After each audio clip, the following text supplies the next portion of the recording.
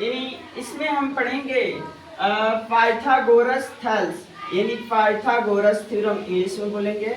पाइथा एक व्यक्ति थे, उनका ये कथन था कि एक समकोण त्रिभुज में किसी एक भुजा के वर्गों का योगफल अन्य दो भुजाओं के वर्गों के योग के बराबर होता है। ठीक, तो आइए इसको हम फिगर के माध्यम से देखते हैं। जैसे एक समकोण त्रिभुज बना है, ठीक, तो इसके यानी एक त्रिभुज में तीन भुजाएं हैं, समकोण त्रिभुज में भी तीन भुजाएं, जिसे यहाँ पे एक समकोण यानी त्रिभुज में एक जो कोण बने समकोण बने, तो समकोण बनाने वाली भुजा यानी ए बी सी, यानी इसको बोलेंगे, यानी यही कथन एक समकोण त्रिभुज में किसी एक भुजा के वर्गों का योगफल अन्य दो भुजाओं के वर्गों के योग के बराबर होता है। तो अब हम इसका नाम लिखते हैं। तो इसको यानी सबसे बड़ी भुजा है, यानी समकोण यानी 90 के सामने वाली भुजा यानी कर्ण, ठीक, इसको इंग्लिश में बोलते हैं हाइपोटेनस, और हाइपोटेनस को H से डिनोट करते हैं, स्मॉल h ही लिख लेते हैं। अच्छा, अब यहाँ पे ये यानी जिससे ये बना है ये होता है आधार, यानी इसको बोलते हैं बी, इसको बी से डिनोट करता है, यानी ये बेस होता है, और ये होता है परपेंडिकुलर। परपेंडिकुलर को यानी हिंदी में कहेंगे लंब। ठीक, अब इसमें तीन चीजें हैं, यानी तीन को भुजा है, तो तीन को इसका नाम है, जिसे एक को बोलेंगे आधार, एक को बोलेंगे कर्ण, एक को बोलेंगे लंब। अब लंब को हम P से सूचित करते हैं, P से सूचित करेंगे। अब इसमें यानी ये तीन भुजा है, तीन भुजा में कोई दो भुजा दिया रहेगा तो तीसरे का मान हम निकाल लेंगे। तो चलिए इसको सूत्र पे हम दर्शा देते हैं, जैसे पाइथागोरस के कथन के अनुसार इसको सजा देते हैं, जैसे उनका जो कथन है उसके अनुसार देखते हैं। तो यानी बड़ी भुजा का वर्ग AC, त्रिभुज ABC में, यानी AC square plus AC square बराबर AB square plus BC square. AC को H माने हैं तो H स्क्वायर बराबर P square plus B square. अब यहां से H जो होगा, H यहां से यानी H पे स्क्वायर है तो इसको हटा देंगे तो ये हो जाएगा P square plus B square. अब फिर यहां से देख लेते हैं, यानी इसमें तीन चीजें हैं H P B, तो H बराबर तो निकाल लिए। अब यहीं से हम P के लिए, तो P बराबर, इसको भी रूटे में P बराबर, चलिए पूरा बेसिक कंसेप्ट से देखते हैं। तो P स्क्वायर बराबर H square minus B square. P बराबर ये हो जाएगा रूट में H square minus B square. H जो है सबसे बड़ी भुजा, यानी कर्ण जो समकोण त्रिभुज में कर्ण जो होता है सबसे बड़ा भुजा होता है। अब यहाँ पे अब फिर B के लिए देखते हैं, तो B स्क्वायर बराबर H square minus P square. अब B इक्वल टू ये भी रूट में आ जाएगा H square minus P square.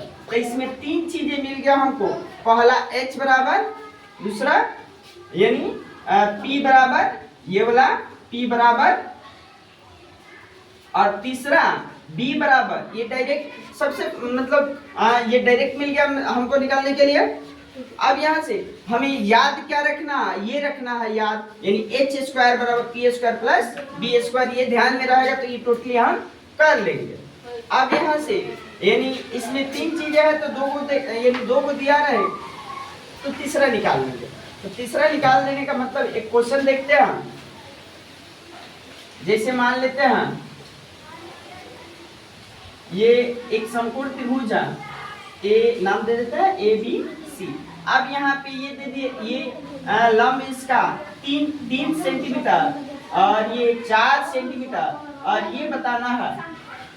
तो ये h मान लीजिए चाहे x मान लीजिए, तो इसके लिए क्या रखेंगे, यानी h स्क्वायर बराबर p square plus b square. तो h यानी ये हमको बताना है, तो h बराबर ये हो जाएगा कितना, यानी p की जगह पे क्या भर लेंगे, p की जगह पे 3 का स्क्वायर प्लस b की जगह पे 4 का स्क्वायर। अब यहाँ से h बराबर ये हो जाएगा 9 16, h बराबर हो जाएगा रूट का, चलिए जोड़ लेते हैं पहले 25। अब h बराबर मिल जाएगा यानी रूट का 25। अब यहाँ से h बराबर हो जाएगा 5 गुणे 5, यानी h कितना मिलेगा, यानी 5। अब इसी के अनुसार हम यानी क्या, ये 3 गो साइड है, 3 गो साइड में से कोई भी 2 दे दे तो तीसरका को हम निकाल देंगे। तो एक काम कीजिए, इसको रुक के थोड़ा उतार लीजिए। यानी ये समकोण त्रिभुज दिया गया, समकोण त्रिभुज है जिसमें ये P दे दिया गया है, B दे दिया गया है, B दे दिया गया है, हमको क्या निकालना है, H निकालना है। तो H निकालना है, तो H के लिए हमारा फॉर्मूला है h स्क्वायर बराबर p स्क्वायर प्लस, यानी p square plus b square. तो यहाँ पे h स्क्वायर h ही निकालना है, h की जगह कुछ भी रख सकते हैं x y, और p का मान क्या है 12 का स्क्वायर प्लस 5 का स्क्वायर। अब यहाँ से h स्क्वायर बराबर 12 का स्क्वायर 144 और 5 का स्क्वायर 100 नहीं 5 का स्क्वायर 25। ठीक, अब इन दोनों को ऐड करेंगे, यानी h स्क्वायर बराबर 169, h बराबर रूट अंडर हो जाएगा, यानी 169, h बराबर रूट में 13 गुणे 13। अब यहाँ से 2 को 13 का बदला 1 को 13 आ जाएगा, तो हमारा कण कितना मिल गया 13, यानी h का मान 13 मिल गया। बस यानी पाइथागोरस थेल्स से हमें ये यानी 13 5 12 को हमें ये दिखाना है कि ये यानी पाइथागोरस थेल्स में है कि नहीं, यानी पाइथागोरस का यानी उनके नियम का पालन करता है कि नहीं। तो इसके लिए हम क्या करते हैं, सबसे बड़ी भुजा का स्क्वायर यानी h स्क्वायर बराबर p square plus b square. उनका कथन यही था कि सबसे बड़ी भुजा का स्क्वायर और अन्य दो भुजाओं के, ये सबसे बड़ी भुजा के वर्ग का स्क्वायर अन्य दो भुजाओं के वर्ग के स्क्वायर के बराबर होता है। तो सबसे बड़ी भुजा मेरा 13 है, तो 13 का स्क्वायर बराबर, यानी इसको p भी कुछ भी मान लेंगे, ये 12 का स्क्वायर प्लस 5 का स्क्वायर। अब ये आ गया 13 के स्क्वायर 169 कर लीजिएगा मल्टीप्लाई, और यहाँ से 12 का 144 और 5 का 25 दोनों को जोड़ेंगे तो 169 बराबर 169, यानी ये पाइथागोरस थेल्स का प्रयोग यानी लागू होता है, यानी लिख देंगे यस, यानी पाइथागोरस लागू है। यानी पाइथागोरस थेल्स से इसको भी मतलब ए बी सी में यानी लंब दिया गया 30 और कण दिया गया 50, आधार हमें बताना है कि आधार मतलब क्या होगा। तो यहाँ भी h स्क्वायर बराबर, यही फॉर्मूला लगाएंगे, h स्क्वायर बराबर, जैसे पूरा लिख लेते हैं, ac स्क्वायर बराबर ab square plus bc square.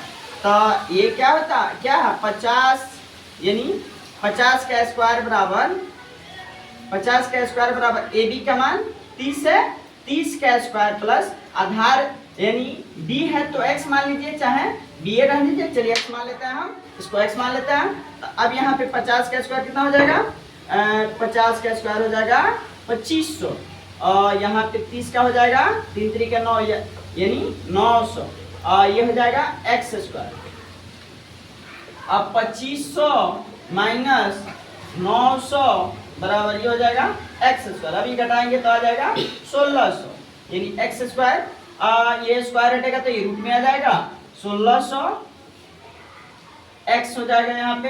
अब इसको फैक्टर तोड़ेंगे तो ये आ जाएगा 40 गुणे 40 बराबर x। अब ये 2 को 40 के बदला 1 को 40 यानी x, तो x को हमने क्या माना था b, तो यहाँ पे बेस कितना हो जाएगा, इसका बेस आ जाएगा 40 सेंटीमीटर, ये भी सेंटीमीटर में है। बस